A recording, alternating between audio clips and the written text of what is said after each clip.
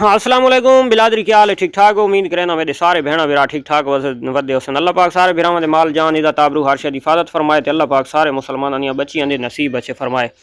मारका अपने फार्म पुराने दे विच साबका फार्म दे विच जानवर आ गए साडे कोल चार जेड़े कुर्बानी दे उत्ते लगण वाले इसे कुर्बानी दे उत्ते लगण वाले। ये बहुत अग्रेसिव है यार, ये तो लड़ता है, ये सींगों वाला लड़ रहा है। ये देखो मस्ती करता है। ते ये जनाब जानवर चारे खीरे हैं। ये जानवर थलिए, वो जानवर थलिए, ये जानवर कजला थली क्रास है, ये जानवर प्योर देसी कजला है।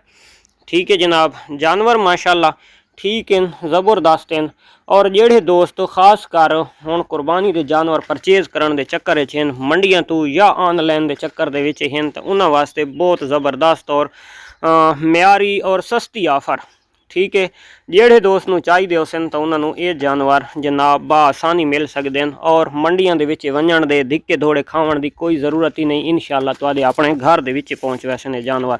अद्धे दूतों वंजना है, रशके दूते लदने रसीव करके ते अपने घर दे पल्ले हुए देसी खुराक दे पल्ले हुए, न कोई हार्ड वंडे ते न कोई किसी किस्म की कोई ज़्यादा इन्हां दे उत्ते केयर वगैरह। घाह चारे दे उत्ते पल्ले हुए जानवर हैं ते माशाल्लाह सेहतमंद एक्टिव फिट फाट जानवर हैं। ये भी बड़ा शैतान है, तो ये भी सिंघां वाला बहुत शैतान है। वो शरीफ है मैदेयार, तो वो भी शरीफ है। ये जनाब जानवर बखर दे विच खलोते हैं, ज़िला बखर दे विच, तहसील दरिया खान, खोखर कजला शीप फार्म साडे फार्म का नाम है। ये साडे कोलों ये जानवर मौजूद हैं। ये दे गिनो तो इस टाइम भी इन्हां दे खुरली दे विच लूसण का चारा पीए, लूसण का कुतरा पीए। ये हुण मुकाई खलोते हैं, तो इन्होंने मजीद भी हुण लूसण पाउणा है। तो बिल्कुल देसी खुराक दे उत्ते पल्ले हैं। इन्होंने कई किस्म के कोई यानी कि वंडे वगैरह नहीं पाए हुए, बिल्कुल देसी डाइट के उत्ते पल्ले हुए जानवर हैं। जेड़े दोस्त नूं चाहिए होवन तो ये उस वास्ते बहुत ही सुनहरी मौका है इसे 2026 वाली कुर्बानी वास्ते। याद रखाए कि ये जानवर सारे जेड़े हैं तो ये जानवर दुंदे कौन ने, ये जानवर अजे तक खीरे हैं, यानी कि 10 महीना तो उत्ते उत्ते इन्हां दी एज है। शौक के लिहाज नाल भी बहुत हसीन जानवर भी विच हैं। ये जानवर बहुत ज़बरदस्त जानवर है, थली दे वेट भी अच्छा जानवर कोलों, और जानवर माशाल्लाह खूबसूरत भी है, हसीन भी है जानवर। वो थली भी माशाल्लाह ज़बरदस्त है, परला भी ज़बरदस्त है, ये जानवर भी ज़बरदस्त है। ये वो जानवर हैं बिल्कुल जायज़ प्राइस दे विच मैं अपने दोस्तों नूं देसां। और जेड़ा दोस्त ये जानवर परचेज करना दे हक दे विच होवे तो उन्हां दोस्तों वास्ते बहुत सुनहरी मौका है। किसी किस्म की किसी कोई टेंशन परेशानी वाली बिल्कुल गल को नहीं। अच्छा, बाज़े फार्मां दे तो जानवर ट्रैवल करके आने तो शहरी शहर वाले दोस्तों दे उत्थे उन्हां दे कोलों ज़्यादातर वो खुराकां नहीं होनियां। पिछला बड़े सारे वंडे ते हरशिप नाल पाले होने जानवर, तो जिस टाइम वो जानवर परले बंदे कोल वैंदे ते वो वीक होवन लग वैंदे कि वो जानवर अच्छी ग्रोथ नहीं कर पाते, यानी कि अपना पेट भर के भी नहीं खाते, क्योंकि वो वंडा दे ते बड़े चांजा नाल पले होने। तो बिल्कुल देसी डाइट दे पले होन। ये यानी कि अगर हफ्ता 10 दिहाड़े तुहाडे कोल खलोते ही रहसन तो जैसे तुसां घटे सो तो ये बआसानी सबर शुकर दे नाल खावन वाले जानवर हैं। यानी कि ये जानवर तुहानूं वंज के परेशान न करेसन और तुहानूं दे कोल वंज के इन्हां जानवरां कमज़ोर नहीं थीवणा। ठीक है, तो देख गिनो हाइट लेंथ भी अच्छी है माशाल्लाह, वेट भी अपनी उम्र मुताबिक बहुत अच्छा है, ज़बरदस्त है। और देसी डाइट दे पले गोश्त माशाल्लाह इंशाल्लाह इन्हां दा बहुत ज़बरदस्त और लज़त भरा गोश्त हो सी, क्योंकि इन्हां दो काम ही कीते।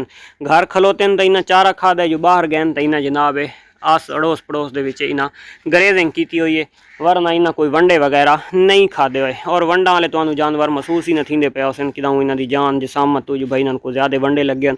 बिल्कुल देसी खुराक ओरिजिनल खुराक दे उत्ते जेड़े यानी कि ये पल्ले होए। ते जानवर देखो दिल नूं करो अत गार्डन हसीन खूबसूरत देसी जानवर।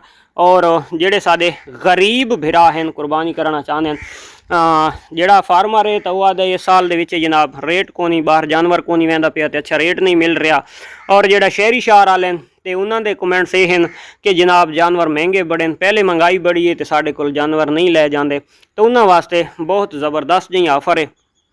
जेड़े दोस्त नूं चाहिए होवन उत्थे वंज के अपना छोटा मोटा कारोबार भी कर सकदा है, यानी कि चारे जानवर अगर कट्ठे परचेज कर गए ने, एक अपनी कुर्बानी वास्ते रख गए ने, तो बकाया 3 जानवर मंडियां दे उत्ते सेल भी कर सकदा है।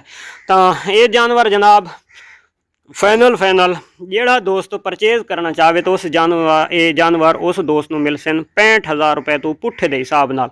65,000 रुपया इन्हां जानवरां वास्ते ये मंदे वाली पोजीशन का रेट है, घर का रेट है, ये मंडियां का मार्केटां का या जनाब कोई वड्डे फार्मरां वाला रेट नहीं है। 65,000 रुपया इन्हां दा ये सिर्फ वो रेट मैं देंदा पिया कि क्योंकि मैं ये जानवर सेल आउट करने और ये सेल आउट थी सन तो होर आवड़ सन। ठीक है, तो मैदा भी यानी कि निज़ाम एक चलता रहा सी तो जोड़ा परचेज़ करने वाला है तो उस दे उत्ते भी ज़्यादा वो भी ना सोचेंदा रहे कि यार मैं जानवर महंगे परचेज़ कर लैन, विकदे नहीं विकदे या मेरिया कुर्बानियाँ ये वो। तो 65,000 रुपया टोटल इन्हों का जनाब रेट है। जानवर परचेज़ करो, अपनी कुर्बानी करनी है तो वत भी मज़े चाहो, अपनी नहीं करनी तो अपना जनाब एक अदा जानवर अपनी कुर्बानी से रखो तो बकाया अपना सोना मंडियां दे विच महलों के शहरदारी दी अड़ोस पड़ोस दी करो सेल, अपनी रोजी रोटी भी बनाओ, जायज़ मुनाफा गिन के और इन्हों के इंशाअल्लाह जायज़ मुनाफा है भी सही।